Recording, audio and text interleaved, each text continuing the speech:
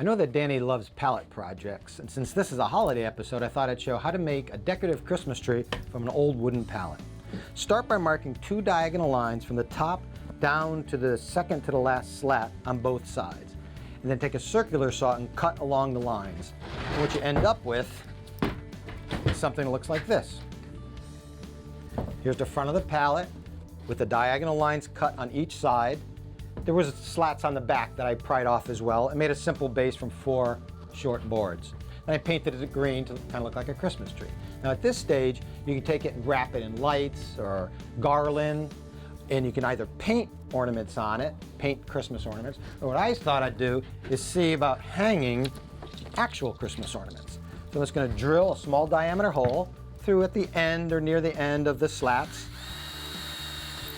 Then take the wire hook from the ornament and pass it through. Bend it over on this side, and there you go. It costs absolutely nothing because the pallets are free. You wind up with a very beautiful decorative Christmas tree.